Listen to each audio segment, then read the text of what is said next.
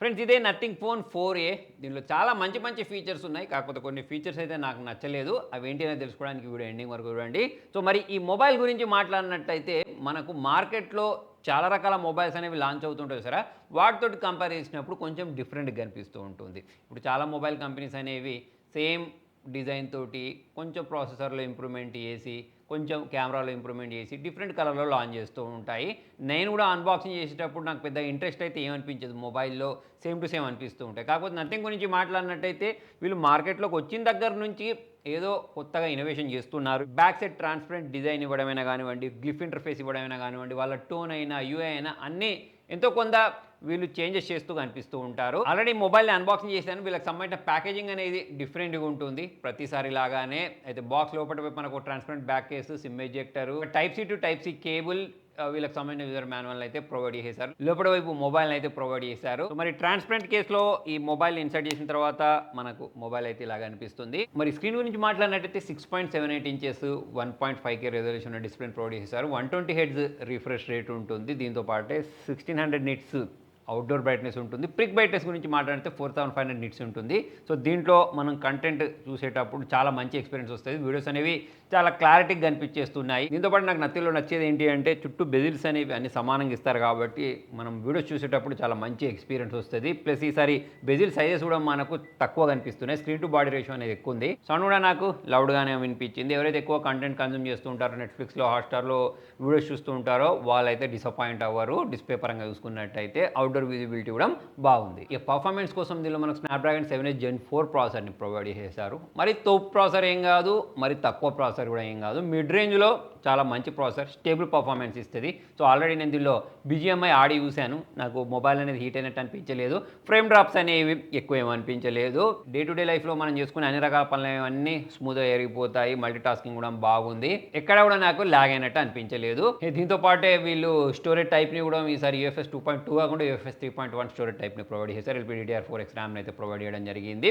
ఇక్కడ కూడా మనకు ఇంప్రూవ్మెంట్ అయితే కనిపించింది. సో దీని కారణంగా మనకు రైడింగ్ స్పీడ్ అనేది బాగుంటుంది. నెక్స్ట్ దీని డిజైన్ గురించి మాట్లాడినట్టయితే సపరేట్గా మనం చెప్పుకోవాల్సిన అవసరం లేదు. నేను కూడా స్టార్టింగ్లో చెప్పినట్టు ఎక్కడ ఉన్నా ఎవరి చేతిలో ఉన్నా ఇది నథింగ్ మొబైల్ అని చెప్పేసి చెప్తూ ఉంటారు. వేరే వేరే మొబైల్స్లలో మనం చెప్పడం కష్టం అవుతుంది.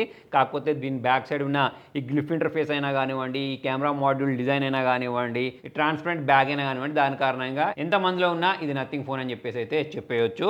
దీంతో పాటే మనము వీడియో రికార్డ్ చేస్తూ ఉంటే ఇక్కడ మనకు రికార్డింగ్ సింబల్ ఇచ్చారు చూడండి. ఎవరైతే కంటెంట్ క్రియేటర్స్ ఉంటారో వాళ్ళు మనం వీడియో రికార్డ్ చేసేటప్పుడు అది రికార్డ్ అవుతుందా లేదా అనేది తెలుసుకోవడానికి కొంచెం ఇబ్బంది పడుతూ ఉంటారు కదా. కాకపోతే ఆ ఇబ్బంది అయితే దీనిలో ఉండదు. సో ఇక్కడ ఉన్న ఈ గ్లిఫ్ ఇంటర్ఫేస్ అనేది ఓన్లీ దీనికోసమే కాకుండా చాలా రకాల ఆప్షన్స్ కోసం అయితే దీన్ని వీళ్ళు పెట్టారు. అంటే ఇప్పుడు మీరు స్విగ్గీలో, జొమాటోలో లేకపోతే స్టాప్ వాచ్లో ఏదైనా ఒక ఆర్డర్ పెట్టారనుకోండి, ఇది మనకు పైకి కింది జరుగుతుంటుంది. దీంతో పాటే ఇక్కడ మీరు వాల్యూమ్ని అప్ అండ్ డౌన్ చేశారనుకోండి, సో అటువంటిప్పుడు ఆ వాల్యూమ్ అనేది పెరుగుతుందా లేదా అనేది ఇక్కడ మనకు తెలిసిపోతూ ఉంటుంది. అయితే ఇది మనకు తెలిస్తే పర్లేదు కానీ ఇక్కడ ఇప్పుడు మనం వాల్యూమ్ పెంచుకుంటున్నాం అనుకోండి, ఎదుటి వాళ్ళకు కూడా తెలిసిపోతూ ఉంటుంది. దీంతో పాటే మనం వీడియో రికార్డ్ చేసేటప్పుడు జనరల్గా వేరే మొబైల్స్లలో మనం వీడియో రికార్డ్ చేసిన సంగతి కూడా ఎదుటి వాళ్ళకి అర్థం కాదు. కాకపోతే దీనిలో మనం వీడియో రికార్డ్ చేస్తున్నాము అని చెప్పేసి ఎదుటి వాళ్ళకి అర్థమైపోతూ ఉంటుంది. సో మంచిగా కూడా యూజ్ అయినట్టు అనిపిస్తూ ఉంటుంది. కొన్నిసార్లు మనం ఇబ్బంది పెట్టినట్టు కూడా అనిపిస్తూ ఉంటుంది. సో దీని అయితే గమనించాలి. నెక్స్ట్ మనం దీని కెమెరాస్ గురించి మాట్లాడితే 50+50+8 మెగాపిక్సెల్ కెమెరాను ప్రొవైడ్ చేశారు. 50 మెగాపిక్సెల్ మెయిన్ కెమెరా, ఇంకొకటి మనకు పెరిస్కోప్ లెన్స్ ప్రొవైడ్ చేశారు, ఇంకొకటి వచ్చేసి అల్ట్రా వైడ్ యాంగిల్ కోసం ప్రొవైడ్ చేశారు. దీంతో క్యాప్చర్ చేసిన శాంపుల్స్ మీరు చూడండి, అవుట్డోర్లో సూపర్ ఫొటోస్ని క్యాప్చర్ చేస్తుంది. ఎడ్జ్ డిటెక్షన్ అనేది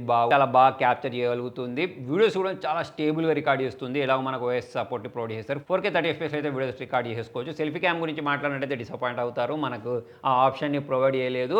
అల్ట్రా వైడ్ యాంగిల్లో కూడా నాకు మంచి ఫోటోస్ క్యాప్చర్ అయినట్టు అనిపించలేదు. డీటెయిల్స్ అనేవి కొంచెం మిస్ అయ్యాయని చెప్పేసి అనిపించింది. ఎడ్జ్ డిటెక్షన్లో, బోకే ఎఫెక్ట్లో మాత్రం ఫోన్ అనేది చాలా సూపర్గా క్యాప్చర్ చేస్తుంది. దీంతో పాటు మనం ఇక్కడ 80mm కూడా ఫోటోస్ని క్యాప్చర్ చేసుకోవచ్చు. ఇక్కడ చూడండి, నేను కొన్ని ఫోటోస్ వీడియోస్ కూడా క్యాప్చర్ చేసి చూపించాను. శాంపుల్ చూస్తే మీకు అర్థమైపోతుంది కొంచెం. నెక్స్ట్ బ్యాటరీ బ్యాకప్ గురించి మాట్లాడినట్టయితే 5000 mAh బ్యాటరీని ఇచ్చారు. సో ఇదే ఇంకా ఎక్కువ ఇస్తే బాగుండని చెప్పేసి నాకైతే అనిపించింది. దీంతో పాటు 50 వాట్స్ ఛార్జర్ని అయితే ప్రొవైడ్ చేస్తారు. 30 మినిట్స్లో 50% వరకు అయితే మనం మొబైల్ని ఛార్జ్ చేయవచ్చు.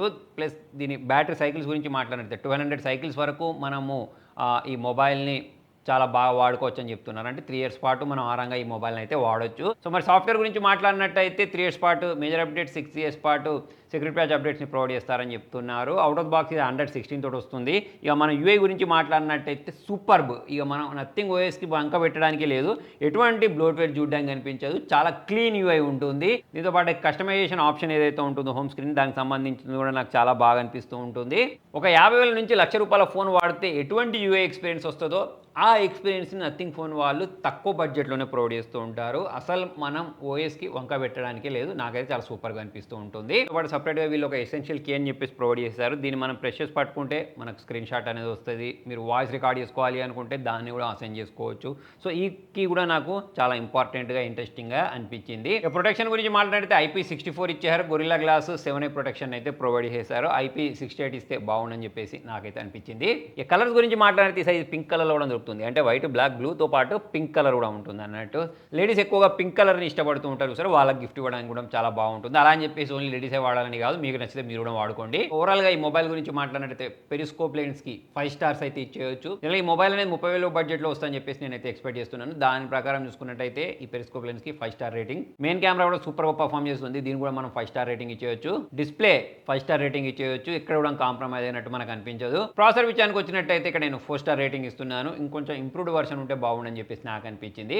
బ్యాటరీ వచ్చేసి 3.5 స్టార్ రేటింగ్ ఇస్తున్నాను. దానికి రీజన్ ఏంటి అంటే బాక్స్ లో చార్జర్ ఇవ్వలేదు చూసారా, సో అది కొంచెం నాకు తక్కువ అనిపించింది. డిజైన్ గురించి మాట్లాడినట్టయితే 5 స్టార్ రేటింగ్ అయితే ఇచ్చేయచ్చు. సో ఓవరాల్ చూసుకున్నట్టయితే మరి ఈ మొబైల్ నేను కొనుక్కోవడానికి ఇష్టపడతానా అంటే ఇష్టపడతాను. ఫ్రెండ్స్, ఈ మొబైల్ అనేది నథింగ్ వాళ్ళు నాకు రివ్యూ నెట్గా పంపించారు. సో మరి ఇందులో ఉన్న అన్ని విషయాలు నేను మీతోటి హానెస్ట్గా షేర్ చేశాను. ఫైనల్గా ఈ మొబైల్ని మనం కొనుక్కోవచ్చా అని అంటే నన్ను అడిగితే మాత్రం కొనుక్కోవచ్చు. దానికి రీజన్ దీనిలో ఉన్న యూఐతో పాటు వీళ్ళు ప్రొవైడ్ చేసిన పెరిస్కోప్ లెన్స్. ఫైనల్గా ఎవరికి మొబైల్ నచ్చుద్ది అంటే ఎవరైతే క్లీన్ యూఐ కావాలి అనుకుంటూ ఉంటారు, పెరిస్కోప్ లెన్స్ కావాలి అనుకుంటూ ఉంటారో, 10 మందిలో ఉన్నా సరే మన మొబైల్ అనేది చేతిలో తీసుకుంటే డిఫరెంట్గా కనిపించాలని చెప్పేసి ఎవరు అనుకుంటూ ఉంటారో వాళ్ళకైతే డెఫినెట్గా ఈ మొబైల్ నచ్చుద్ది. సో ఫ్రెండ్స్, మొత్తానికి ఇది ఫ్రెండ్స్ ఇవాళ వీడియోలో. మరి దీనిలో మనకు స్నాప్డ్రాగన్ 7S Gen 4ని వాడారని చెప్పాను కదా. మరి మీకు ఇంకా ప్రాసెసర్ల గురించి డౌట్ ఉంటే ప్రాసెసర్ల గురించి రీసెంట్గానే ఒక వీడియో చేశాను, ఐ బటన్లో మీకు కనిపిస్తుంది. నెక్స్ట్ వీడియోలో మళ్ళీ కలుద్దాం. Thank you.